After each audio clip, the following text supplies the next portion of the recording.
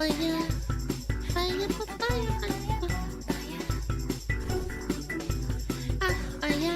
What do we got over here? Baby food is terrifying now. Little Cheetos. Oh my god. Dude, even when I was a kid, when I was growing up, my parents had to stop buying me like Frosted Flake cereal because I would want to eat it all the time. It was so good.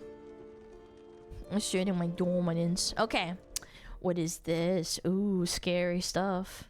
A preschool owner named Melanie Smith recently noticed a strange trend. She's worked with toddlers for the last 35 years. Toddlers. But something about this new generation is different. The problem?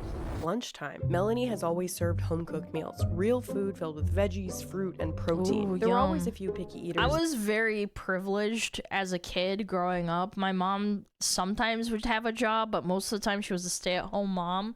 And she would constantly make, like, our own food.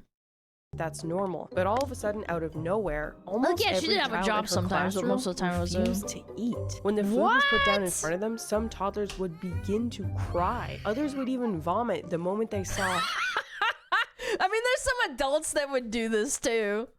a cooked lunch. Melanie says, quote, "This new generation just doesn't seem to like texture." And you might be thinking, if these kids I'm a texture freak and I eat most things, really. Like, I don't know. are terrified of normal food, what are they eating? And the answer is Processed puffs, packets, food. cookies, and fruit snacks. The new era of baby food. That's crazy. That was a dramatic reenactment of this article that was posted in The Guardian titled, "Ultra Processed Babies. Are Toddler Snacks One of the Great Food Scandals of Our Time?" Really good Ooh. article. And honestly, I'm just going to answer the question right now. Yes, they are. Have you been anywhere near the baby aisle in the grocery store lately? No, Well, I haven't. never. So after reading this article, I went over there I don't and know. This is all fucking, like, I don't fucking know. Like, I guess, like, my brother had a baby, so, like, I mean, I have been around baby food and I watched him feed his baby and his wife. Like, no, not particularly. Like, secondhand, sure. I'm sure someone in my chat is like, yeah, I had to, like,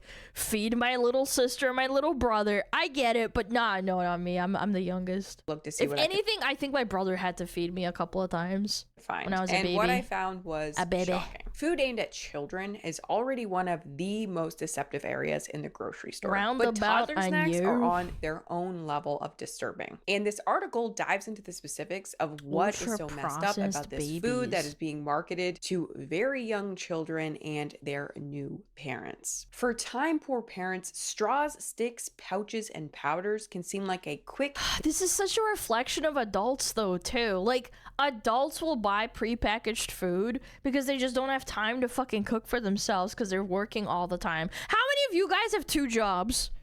Like, type 1 in chat if you have 2 jobs. Like, it's fucking hard, I'm sure. Some of y'all just have to suffer and you have to deal with it. That's a lot of 1s. 2, but I need another one. Okay, that's fair. 2, 2, 2, 2, 2, 2, 3, 2, 2. What's a 3? What's a 1.5? What, like 1 full time, 1 half time? That's still a lot. I would count that as 2. convenient and even healthy option. But these oversweetened, mushy foods are creating a generation of choosy consumers whose teeth are already rotting. Yeah, there are a ton of issues with these toddler foods, and today Because they're high in sugar. Welcome back to another episode of news that will make you want to change your behavior. This article is written by food journalist B. Wilson, who's actually written several books on the food industry. It's really well written, and it is She's a doozy. Karen. I've She's a actually had super this video Karen, written but for babies. months, but I've been putting it off because I've just been over making really dark content lately, but I feel like I'm finally ready. This is the good kind of Karen, because she's caring about, you know, she's caring about them babies. Yeah. Ultra processed is a horseshit term that doesn't mean anything. I disagree. I think anything that's processed more than twice is ultra processed. Processed means meat to patty means it's processed. I wouldn't count that as a bad thing. However, when you turn, for example, you take that meat and then you make it into patties and then you make it into chicken nuggets or what the fuck ever else, like a meatball thing, I would say that's ultra processed. Because you're turning one thing into another and then adding more shit to it. Also, quick disclaimer. What on earth is processed twice, though? Things that you take the meat and then you add things to it, like chicken nuggets. And then you add shit to it. Yeah. I would honestly argue, like, what you buy at the store, like hamburger patties, that's not technically processed. Because even though it technically is, like, by definition, I wouldn't say, like, you buying burger patties at the store means you're eating a processed piece of food. It's like, yeah, obviously, I'm not gonna go out and shoot a cow and then bring it back and butcher it and then make it into meat patties. I don't have time for that. That's what the Industrial Revolution was about. I'm not judging you if you are a parent and you I don't have have time given to do this this stuff to shit. your toddlers. That is not the vibe. The vibe is awareness. There's a lot of trickery that's going on here, as you'll see, and I think it's just important to know what is going on so you can make informed decisions. Because that's the thing with these foods. They are deceptive. They do the most to seem as healthy as possible. And as we'll see in the video, that is a huge part of the problem here. But first, a quick message from today's sponsor, Factor. I love to cook and to try out new healthy recipes, and I'm all about eating a lot of fresh, whole foods. So I only like to eat takeout when I really want to eat takeout and not when I feel I have to because I got busy and was unprepared. Yum. And that's the thing. When life gets busy, it can hit you fast. Then there's less time to plan your meals, to grocery shop, to prep, cook, and clean up. It's easy to get off track, and that's why I'm so excited to be working with Factor. Factor delivers fresh, never frozen, chef-crafted, and dietitian-approved meals straight to your doorstep, ready to eat in just 2 minutes. I've been using Factor on and off the past little while, and it Made is in Canada. so helpful. Wow. Factor is owned by HelloFresh, and the concept is really similar, but in this case, the chefs actually cook the meal for you. It's insanely convenient, and the meals are really tasty. You just heat and eat. You can see the nutrition information and ingredients under Factor each kind meal. of The meals are expensive? pretty well balanced. You have a good ratio of protein, Time is money, friend. I don't know what to tell you. carbs, and healthy fats. They're a good size, and there's at least 2 vegetables in each. Recently, I went on 2 vacation, and I vegetables. knew leading up to it that I was going to be so swamped. So this time, I ordered Factor with my own money, pre-sponsorship, and it filled in the gaps in my meal prep when I seriously had no time. It's a great way to eliminate all the stress around cooking and prepping and cleanup so you can stay focused on your goals. Head to factor75.com or click the link below and use code KianaFB50 to get 50% off your first Factor box plus free breakfast for 1 year. That's code KianaFB50 Breakfast. at factor75.com Factor to these get nuts. 50% off plus free breakfast for 1 year. Thanks to Factor for sponsoring this video. So let's get back to Melanie Smith's classroom full of ultra-processed food addicted toddlers. During the 10 years that Melanie Smith has been in charge at Portland, that's the name of the daycare, there have always been a fair number of There should be picky in Portland, eaters. the A state. degree of fussiness about food is nothing new for this age group. If you didn't know, toddlers are famously fussy. They are famously picky about what they consume at that age. Smith says it their was a taste normal buds part of haven't nursery developed life to yet. have children who struggled with certain vegetables or ones who liked dry food but not wet food. I was so weird when I was a little kid. My parents would get me the McDonald's meal or whatever, you know, the little fucking McHappy meal, whatever the fuck.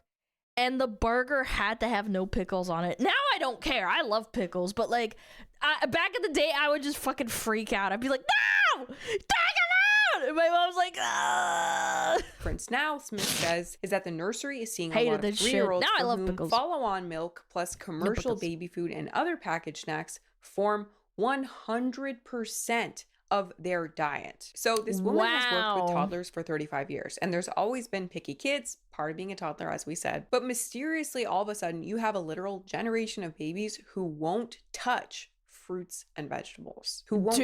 Dude, how many of your parents? Okay, this is what my parents would do. They taught me how to like use a DVD player back when I was like a little kid. They would peel a bunch of apples and then sit me in front of the TV, and if I was finished with the bowl of apples, I could go ask for more. That's how they got me to like fucking eat vegetables and eat fruits. Like, you get nothing else and that's it. Like that's your fucking juice pack. That's it. Touch a whole range of still love simple apples to this home-cooked day, meals. too. Why? Well, as we'll see in this video, there is a whole system here, and it's resulting in kids only wanting to consume ultra-processed foods. But yeah, I really don't know anything about baby or toddler food. I never walked down that aisle of the grocery store, so I made a trip over there, and this is what I saw. You can see here, it's mostly these pouches. Jarred baby food. Eat your slop. Eat your slop, little baby. It's clearly been replaced by these pouches, and looking at the Like, I only ever saw this type of shit like every once in a while. My parents never bought me this, honestly. If anything, if it's like baby food puree, my mom, apparently, back in the day, when my brother was born, and this was like when they were in Russia and stuff. They had to make their own baby food because there was no baby food. You have to make it yourself. And my mom learned a bunch of recipes from my aunt who was older than her. She already had a baby. And then yeah, like you just had to like fucking learn. Yeah, now it's all done for you like by some company. Ingredients, they look fine. I'm sure it's not just like Russian people or whatever people that fucking did that. I think it's any people that just didn't have the money or the resources to do the same thing. You can't just go to the grocery store. This is a luxury thing.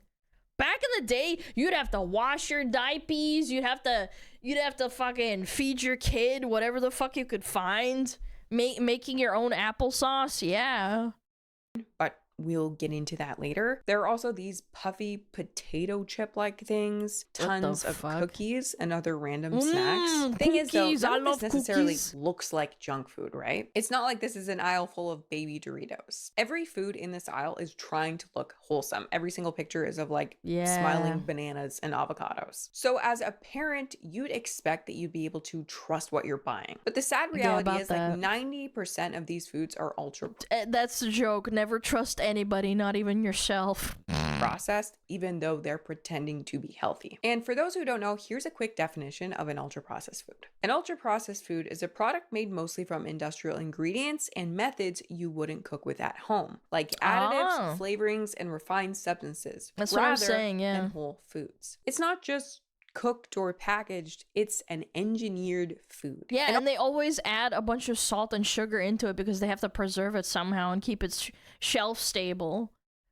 That's why even though you can argue and say like, oh, the soup on the shelf is fine and it's the same shit that we put in our soups at home if you make it. It's like, no, the soup that you make goes bad in like 5 or 6 days in the fridge. The one that's in the on the shelf doesn't go fucking bad.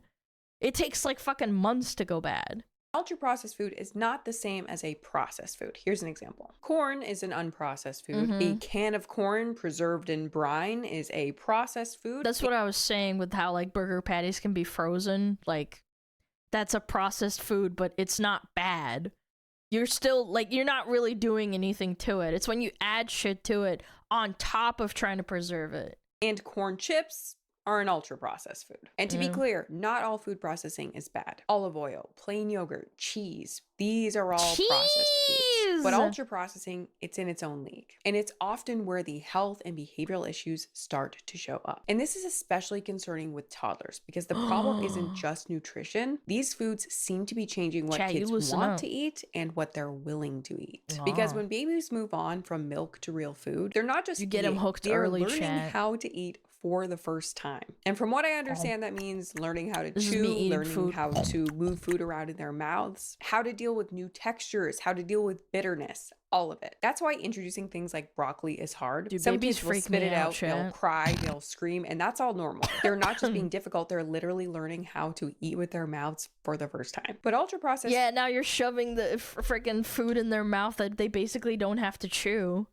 Foods for toddlers mess with this process because they're not scary to babies. They're engineered to be soft, sweet, and safe. And this is messing with this process. They get used to this more safe food and then they start to become afraid of real... So what you're saying, Chad, if you have a baby, you should give them rocks so that they know what's bad.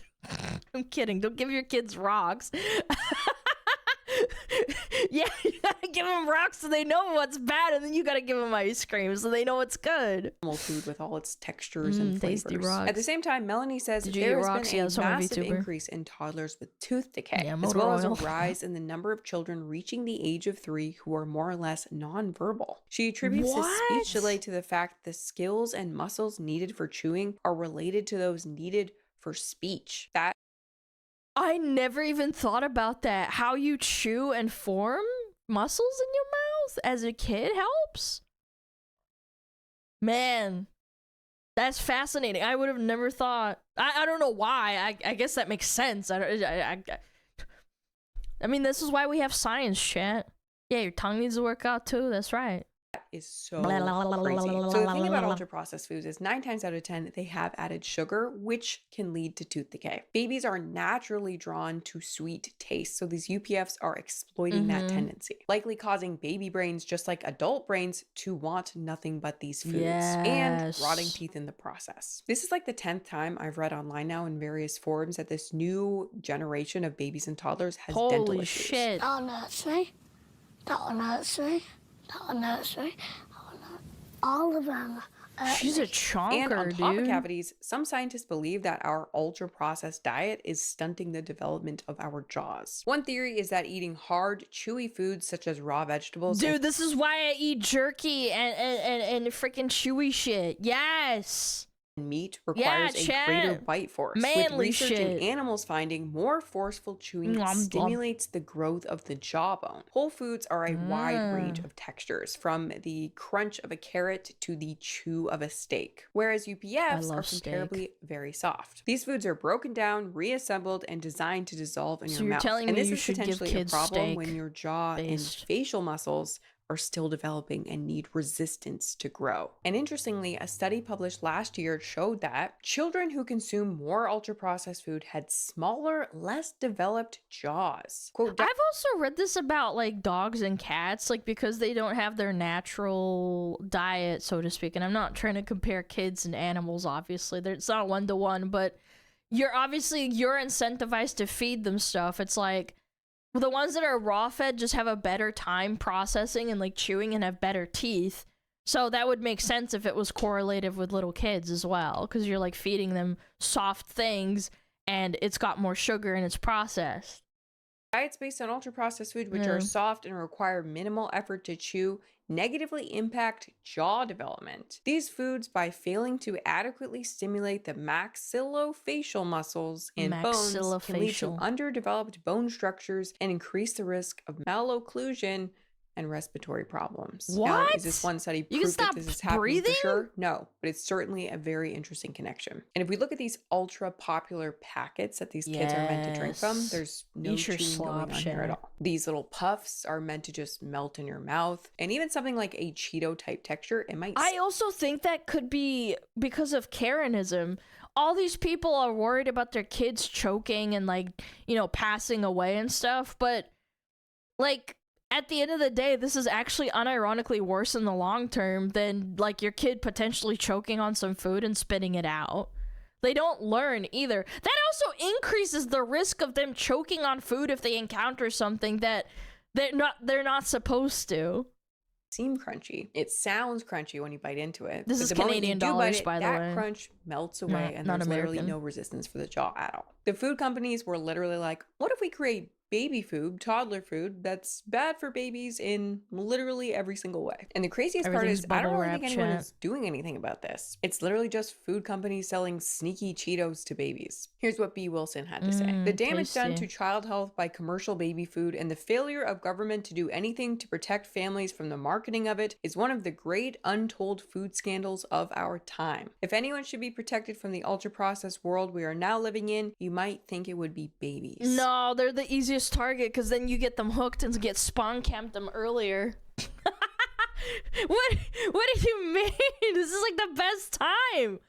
Get them in early. Get them addicted to gambling as well while you're at it. As the World Health Organization states, babies need food that is pure, varied, minimally seasoned, and nutrient dense. Apart from meeting a child's needs in the short term, the food that they eat during their first few years of life is also equipping them with preferences for the future. Yet by the age of 2 to 5, the average UK toddler is getting 61% of their energy from ultra-processed foods, according to a 2022 study. And the food companies hear this and they're like, is for adults.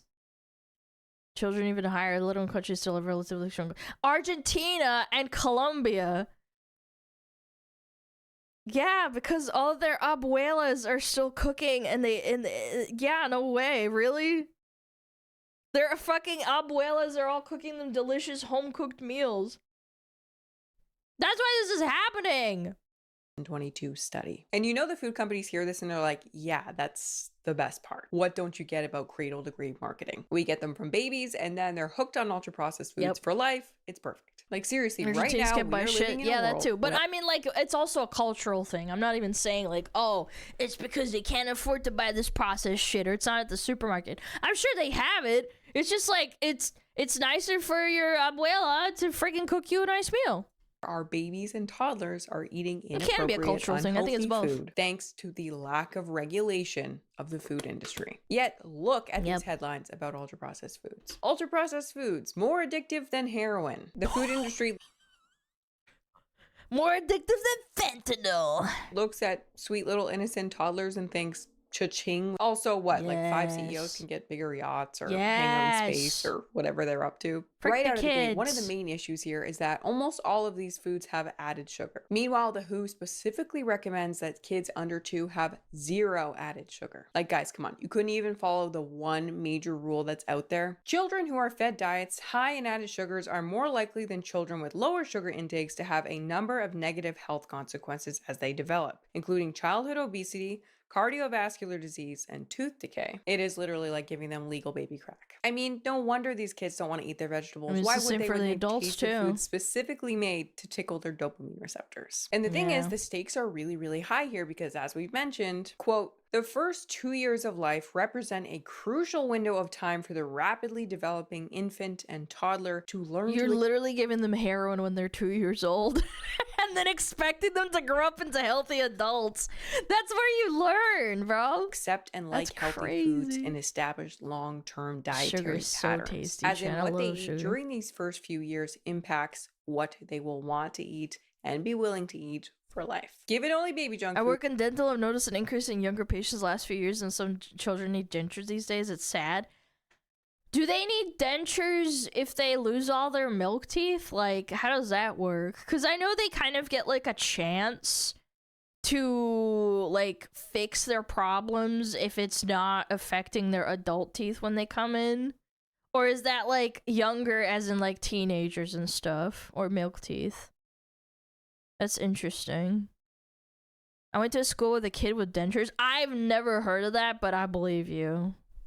Yeah, like the baby teeth falling out and being rotten can also affect your adult teeth. From my understanding, if it goes deep enough, if you are a child and you have milk teeth and then that your milk teeth rot out and they fall out, it can affect your adult teeth coming in.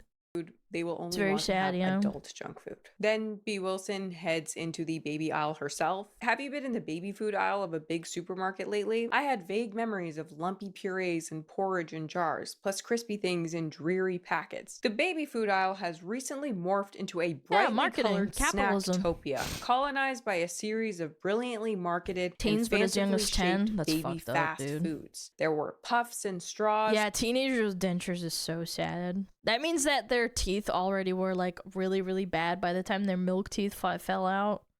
Yeah.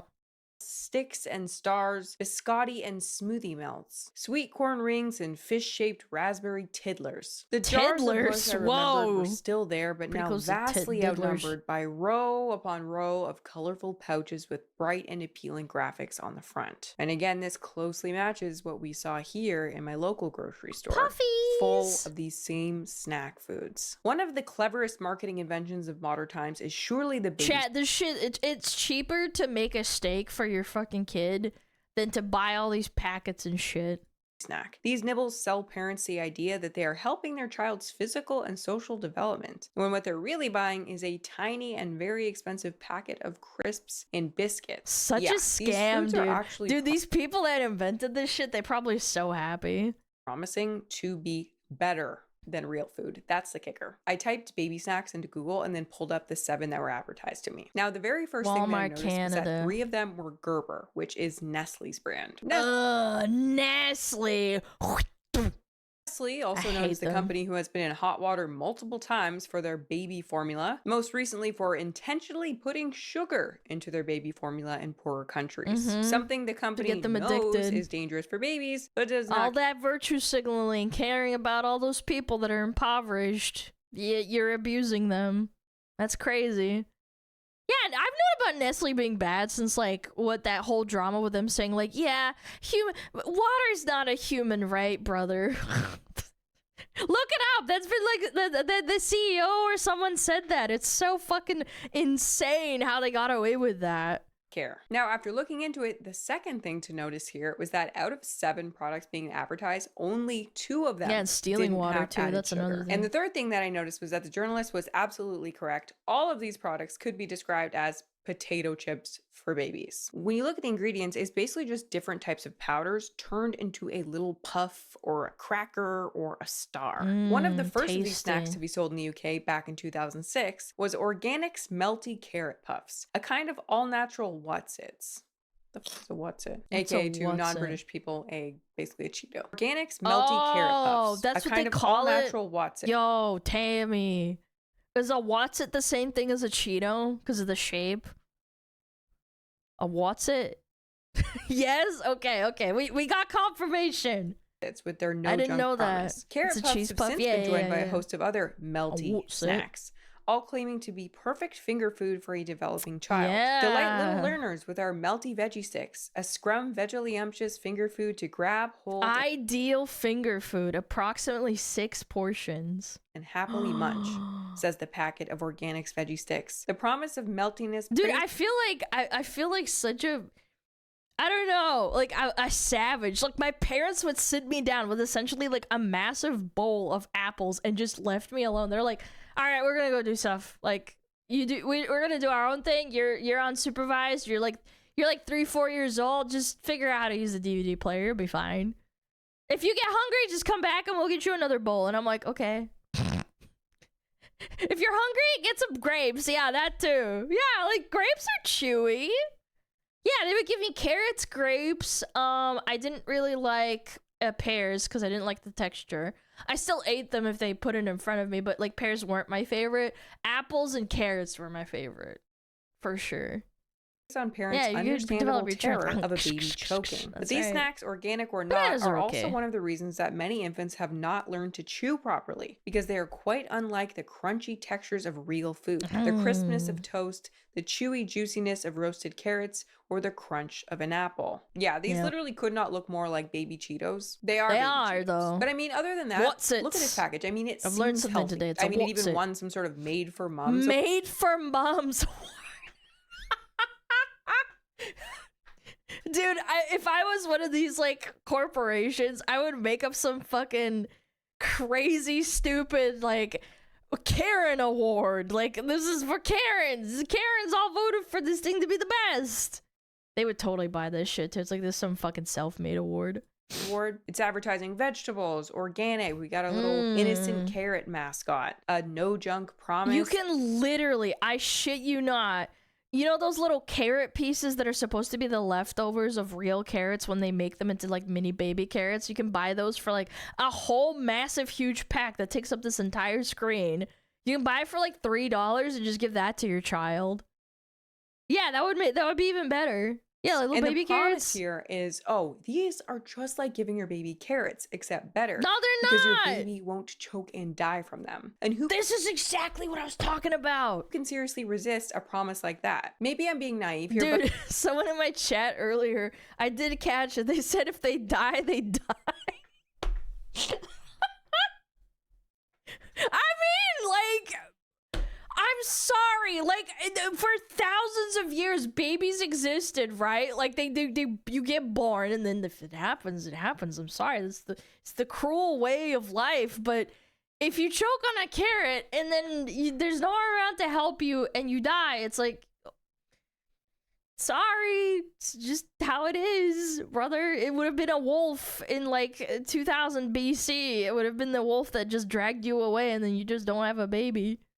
But I think in most cases, parents are not intentionally buying their little toddlers junk food. But that's what's happening because feeding young kids is hard and probably scary. And these food companies, what they're doing is literally convincing parents that buying their snacks is actually better than buying real food or feeding them real food. They convince— Chad, if me, a VTuber, didn't die choking on a carrot and an apple, and it's not like I wasn't exposed to it, if I was exposed to that and I didn't choke and die, you can as well. Thumbs up. Your child, your potential child, grandkid, cousin, nephew, whatever, like, if I can do it, you can do. them that these snacks are specifically made for baby. They have everything baby needs. They're tailored to them, and thus they feel safer and like the better choice. Like you're doing the right thing by buying them. I don't have a kid yet, but I plan to have one at some point, and I can only imagine how terrifying it is at first to have a tiny little person 100% dependent on you with no instruction booklet. And I'm sure there's also that fear of like, well, what if I'm not giving them everything that they need to grow? What if I do the wrong thing nutritionally and I literally harm this baby? And these companies really play into that fear and promise you that technology is the answer. And I mean, why wouldn't you trust them? In a normal world, you would be able to trust what they say. You would think that a product that appeared to be healthy would be. This, for example, right? Gerber meals, pasta stars, and meat sauce. This one's not even a snack, it's a meal. And if anything should be healthy, it's this. Yet it has various different types of added sugar, but it's not listed as sugar on the label. It's listed as different fruit concentrates, which despite the word fruit concentrates are classified as added sugar in Canada and the US. And it is usually much more like a syrup than it is like a fruit. So in this case, not only is sugar being added, it's being added in a deceptive way. Like as a parent, why would you assume that Nestle is doing that to you? It just almost seems like a little too diabolical to be true. And you think those parents that are like working like 5 jobs and they have 10 kids are reading that shit? No. Baby snacks are huge business. Over the past decade, they have risen from 10% of the total UK baby food market to 21%. And that's crazy because the overall birth rate has gone down. What does that even mean, bro? Yeah, like the overall birth rate in the UK has gone down in the last decade, right? Like objectively, like you can't deny that. That's just statistically a truth, right? And then somehow the UK baby food market boomed. Interesting.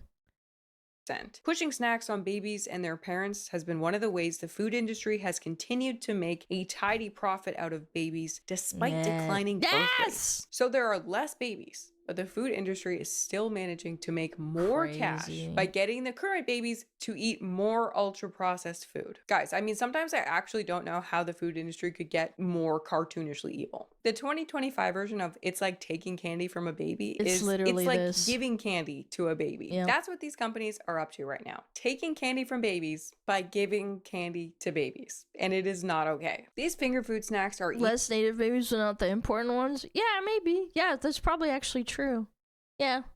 Easily the most lucrative form of baby food for 10% increase is wild, though, in my opinion. Processed, whether organic or not. I recently tried my first packet of veggie straws by the Kittylicious brand, marketed as fun and colorful for little fingers. I feel like everyone has a even the adult version of this is not healthy for you. It's just objectively not. Marketed as fun and colorful for little fingers. I feel like everyone has a veggie straw phase when trying to get healthier, apparently including toddlers. Veggie straws are hollow, low on veg. Tiny quantities of beetroot, kale, and other veg are used more for color than for flavor, and high on potato starch and refined rapeseed oil, canola oil. I can't say the taste thrilled me because I could hardly detect one. A slick of oil on my tongue was the main impression given by these pallid sticks, whose colors were much less vibrant than the packet art. Yet when I got to the end of the miniature 12-gram packet, I felt myself scrambling in the bag for more, like I did when I was a compulsive eater binging crisps as a teenager. That's another thing. With all the salt that they add in there and the sugar combined, it makes you crave it even more. That's how McDonald's gets you to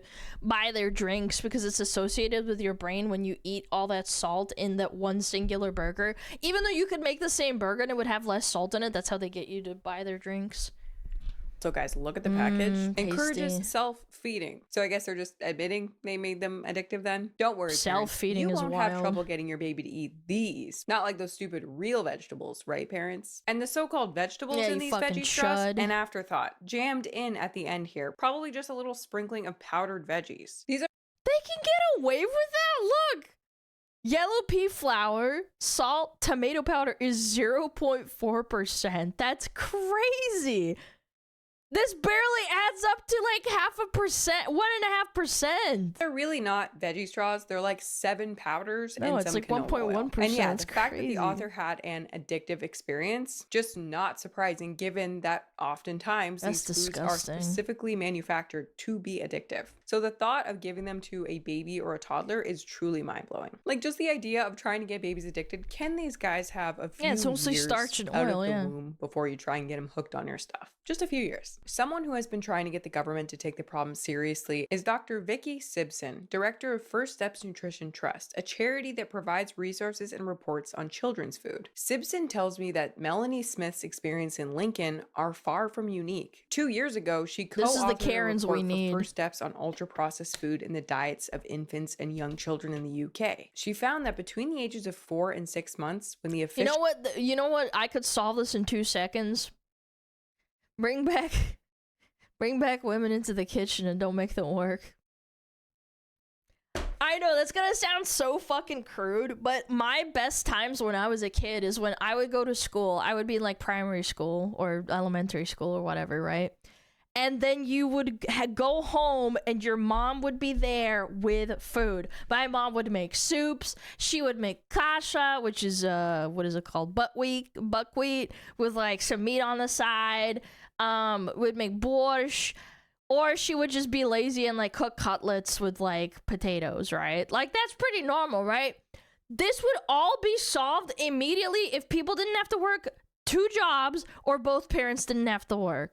I don't discriminate. Maybe you have your dad at home, which is also fine. It's acceptable. It's better than having no parent at home, to be completely honest with you. Health advice is for babies. Same, but with food normal names. Look, all I'm saying is like my parents loved me, okay? They would feed me food from our culture. Not pizzas and nuggets like you guys. 34% of all babies in the UK are fed some form of industrially produced baby snacks. I didn't even know this shit was real, to be honest with you. Most parents imagine foods in the baby aisle are heavily regulated. I mean, at that point, it's like, how are parents seriously supposed to know that a product that literally has a picture of a child, their baby's age on it, is a food that's inappropriate for a baby of that age? People are just so set up to fail at every single turn, and it is it's called advertising. Speaking on behalf of the baby food industry, Declan O'Brien of the British Specialist Nutrition Association told me that baby foods are strictly regulated to ensure their quality and nutritional composition. Yet there are, I was staggered to learn, no legal limits on sugar thresholds. No specific legal limits on sugar thresholds. But they literally have doctors telling you not to give them sugar thresholds in any UK baby foods. I mean, if you guys aren't regulating sugar, the main thing that babies aren't— They'll ban Red 40 in the UK, but they won't have sugar limits on baby food. I'm just saying that's fucking wild. Supposed to have, then what is even left to be strictly regulated? You know, studies have found that even savory baby foods have tons of added sweetness. Clearly, no one around the office is doing a very thorough job regulating if they're even letting sugar into these savory baby foods. So I feel like strictly regulated was extremely generous. And they call UK calls Amerifat. No, I mean Australia, America, and the UK are one of the fattest like Western conglomerates in the world. Like you can't make fun of one and not the other. It's like they're so fat. Subjective truth. Except with you know what's funny? I don't think the UK loves chocolate more than Americans do. Americans do not love chocolate as much.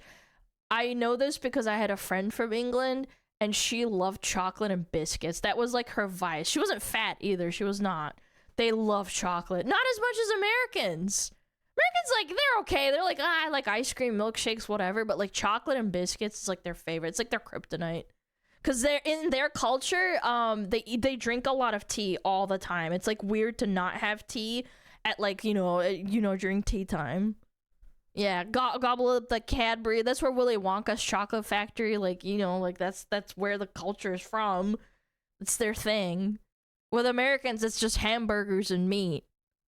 Something you never saw 20 years ago that has become entirely normal is the sight of a young child in a pushchair slurping his or her lunch from the nozzle of a pouch. Now we're talking about these. These pouches have become the most popular type of baby food by far. Just look into the aisle. And this comes with some serious issues. Never saw it in my entire life as a kid. Alluded to / discussed. Crazy. One of the purposes of weaning a baby onto solid food at 6 months is to expose them to a range of flavors and textures so they can gradually learn to enjoy the varied diet their bodies need. By contrast, these pouches reinforce a preference for sweetness and smoothness. The era of pouch feeding started in 2000. Dude, and imagine they just grow up into like a kid that just doesn't want to eat anything that isn't just sludge. Eat your fucking slop, adult. With Ella's Kitchen, now the UK's largest baby food firm. Ella's Kitchen changed the whole landscape of baby food, Lung says. For an occasional quick snack on the move, a pouch is undeniably handy. But for many families around the world, they have become a way of life that continues long after baby. Chicken casserole with rice in a bag for your kid. An article in the Los Angeles Times last year featured a mother from Pittsburgh whose 7-year-old was still eating 2 or 3 7-year-old pouches every day. Some of the brands explicitly push the idea of them as something for all ages of children. That's so weird. On one pouch of Ella's Kitchen puree for 4-month-olds, I noticed the label said, "I am also great for older little ones who will love my tastes for years to come." So they know. They're literally like they are training you. They're training you to love the slop. Dude, I don't know. I don't know. Maybe in 20 years we'll see like adults just eating slop and we're going to be the weird ones like being like, "No, I want my biscuits and my hamburgers and my tea. You guys are weird." So creepy. We're gonna get called weird, chat. Babies are only meant to eat baby food for I will not eat the slop. I'm gonna eat my food. But something about or in these pouches is so irresistible to toddlers that these kids are evolving past the baby food stage, but still continuing to eat baby food. It's just so crazy to think about 5, 6, 7-year-olds eating food that's like developmentally inappropriate for them. There's a reason it's called baby food, and there's a reason you're supposed to graduate from it. And it's not just these pouches either, because in some instances, these pouches are really just like super convenient applesauce. Like literally the more desserty flavors are like convenient applesauce. You can kind of see why a parent might give their kid. Yeah, but when my mom made me applesauce or my grandma made me applesauce, she puts in like, I don't know, like 1 teaspoon of sugar for like an entire vat.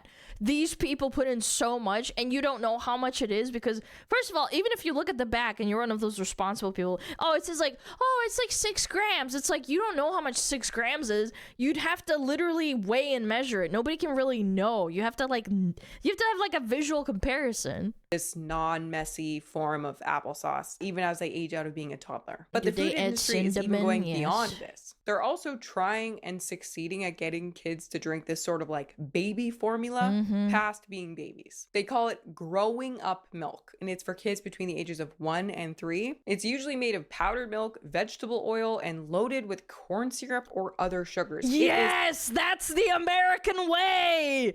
Yes, corn syrup. Bro, what is all this? Tricalcium citrate, dipotassium phosphate, potassium citrate. Okay, magnesium chloride is pretty normal preservative, but still, like, there's so much stuff in there that, like, and also this also feeds into the health scare as well that's been happening on TikTok and Instagram reels of people being scared to, like, give their kids supplements and stuff. Because they see, like, big words and they think it's like, oh, God, I don't know. This is weird. It's insanely sweet. I don't know what to do. But kids aren't supposed to have either of these products, and they're both... You should not have corn syrup in your kids' food, though, like, for love of God. Stunting these kids' development. I'm just going to keep reading off more of this because it just keeps getting crazier. According to First Steps Nutrition Trust, parents should be actively discouraged from buying these baby pouches. The most successful food that every single baby is eating right now should be actively discouraged from eating it. Think about that. The NHS guidance on weaning makes no mention of them anywhere. Pouch feeding goes against NHS advice that infants be discouraged from sucking from spouts. But you can still buy it. And teats after the age of 6 months. Spouts Most of the pouches have small print on the back advising that the contents should be squeezed into a bowl or onto a spoon before being offered to babies. Most popular baby food in the aisle, loaded in the aisle. Not appropriate for babies. And you might be thinking, well, why are parents buying them? Is it because they're cheap? Nope. No. It's often said processed foods are a cheap way to eat, but in the baby food aisle, they are eye-wateringly expensive. 4 tiny packets. It's literally cheaper to make it at home. Of organics, cheese, and herbs puffs are $2.38 at Asda. I think that's like $5 maybe. It's like the wedding tax. It's like this is a good analogy. Have you ever heard of people complaining about getting married and then they go to a venue and then they'll be like, "Hey, we want to rent out this venue. Oh, what's it for?" And then you have to lie and shit. Yeah, one of my friends was getting married and she had to lie to the people that she was renting it out from. And she said, I need to rent this for a concert. And they're like, oh, what kind of concert are you talking about? And then it's like, if you mention a wedding, they'll automatically bump it up to like $300 instead of like $200. Yeah. It's not cheap. It's the same principle, but with baby food. It's like, oh, it's literally Cheetos Puffs, but it's for babies. And then the baby shit is way more expensive. You might as well, like, if you're gonna go down that route, just go to Walmart and buy them cheese puffs. The high price seems to be part of why these products are so popular among all classes in the UK. It wrongly reassures parents that they are feeding their child something good. Pisses me off like so much, actually. It actually makes me so mad. One Cakes are mother like on that a too. low Yes, income said cakes. she used the puree to get the nutrients in, and the packaged finger foods just to play with and explore the textures. Literally just trying to do something nice for her kid. I for real don't get how, like, people work at these companies. I just don't get it. You know, they're they're sociopaths, or they just don't give a fuck about kids, which is also valid. But then, why are you making food for children? normal everyday people, and yet they work there and they make products like this. Yeah. I don't, it doesn't compute for me. One of the Smelly, wealthier tasty. mothers said she liked Ella's kitchen pouches because they had lovely ingredients in them. So she didn't have to worry that there was too much sugar or anything like that. Although the pouches are costly, some of the mothers on lower incomes like them because at least they knew the contents wouldn't be wasted to the bin, as one parent put it. These parents trust these products. They think they're doing better for their kids. This is why I'm here. It's to educate you that corpos don't give a fuck about you and you're just a wallet to them. Yeah, it doesn't matter. It's the same shit. And this trust is being exploited. How bad do things have to get in the baby food aisle before the government finally decides to protect infants and parents from this flood of oversweetened and highly processed food and drinks? The government's reaction to the committee's recommendations has been half-hearted, to say the least. This is in the UK, in case you didn't already know that. In a response issued on 30th January, the Department of Health acknowledged the concern about growing up milks, but announced no new regulations beyond continuing to review the evidence. As for baby food in general, the government responded that we already have comprehensive regulations in place. Oh, the ones where you don't limit the sugar in baby food. Yeah, you're right. The health secretary said, "It is our ambition to make our country's children the healthiest generation that has ever lived." Oh. But apparently this doesn't extend to helping them eat healthier food during their very earliest months. Fuck and 'em. that is Fuck why them kids. because it really is up to us. There's three parties responsible here: the corporations, the governments, Yep.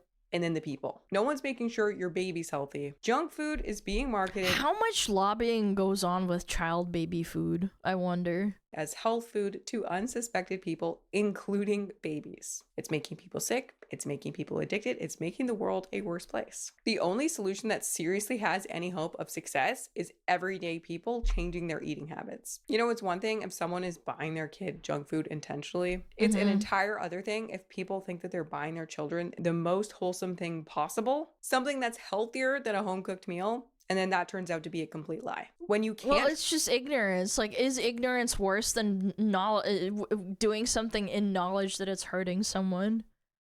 It's about the intention, obviously, but like at the end of the day, it's kind of like, is it really their fault? It's like, yeah, a little bit, but it's a little bit less their fault because it's advertised as being so good for you. Yeah, there's plenty of things that get advertised as being good for you. I can name one for adults. You know those stupid protein shakes? Like, you know, 1 meal a day bullshit, whatever it's called. Oh gosh, what is it? You know what I'm talking about? The one with the red label? And it's like protein. It turns out it's full of like oils and shit. Yeah, Slim Fast, I think it's called, right? Or Soylent or whatever the fuck. It doesn't matter. It's the same shit. It's all just liquidized like oil, and it irritates your stomach, and it has a bunch of sugar in it, but it's not like quote unquote sugar that they add in there. It's the fake sugar, like aspartame and stuff. And that's fine and everything, but what they do is that they advertise it as being as a healthy alternative to it, but it's really not. Trust the food companies. Slim Fast is disgusting. Yeah, we watched a whole video about it. The solution is making the food at home ourselves. We cannot rely on these people, clearly. I feel like if you can't be trusted with babies and toddlers, just imagine what you're doing to the adults. Yeah, we can't trust the government with fucking babies and toddlers. What makes you think they would trust the corpos? Anyway, you guys know this will not be my last ultra processed food video. Yeah. So if you're interested in that, make sure you're subscribed to stay in the loop. I've also already made a ton of ultra processed food videos, so if you haven't checked it out, you can with see anything. Anyway, I hope you guys enjoyed B. Wilson's article as much as I did, and I will see you in the next one. I don't know, I'm pretty passionate about this kind of thing. I was supposed to be like into like bio in loving memory of Janet. Aww. Who's Janet? Jeanette? Rip. 07. 07 Jeanette. I don't know who you are, but 07. Respect. That was a good video though. I really liked that. I enjoyed it. A friend? Yeah, maybe.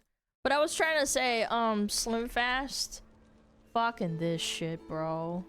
This shit is ass. And it's not just ass, it makes you like have like absolutely horrible consequences to your body. Like all these like before and after, that's bullshit. That's bullshit. Yeah, they maybe have like 1 drink a day of this crap, like legally speaking. It's like the Subway thing. It's like Subway, I ate Subway and I lost a bunch of weight. It's like, yeah, you probably ate 1 sandwich, maybe like once a week or like every 3 days. And you picked like the most healthy option, and then you didn't eat it on white bread. You didn't put any sauce on it. You put like no pepper and no salt on it, and then you put a bunch of veggies on it. That's supposed to be healthy. It's like, yeah, technically it is Subway, but what they do is they falsely advertise and say like, you can just lose weight by eating this, and it's like, no, you can't. You need to still have a healthy, balanced diet. But what normies here and people who are very uninformed about dietary like consequences and dietary needs, they drink this shit all fucking day, and then they have horrible health problems at the end of the day. Yeah. Is bread not cake in Subway? Yeah, it is, legally speaking, yeah. I haven't been to Subway in years. But yeah. Ba ba ba bum. You lose weight eating Subway from the food poisoning. True. I've never had food poisoning from Subway. Maybe I've gotten lucky. Yeah. Tee hee hee. The bread and cake is the only reason I think of it was going to stomach aches with them. Yeah, probably. I've maybe had Subway maybe like 20 times in my entire life. And in most times, I only buy it because I have no other fucking choice. Like, I just can't eat, like, I can't get anything else or I'm like dying.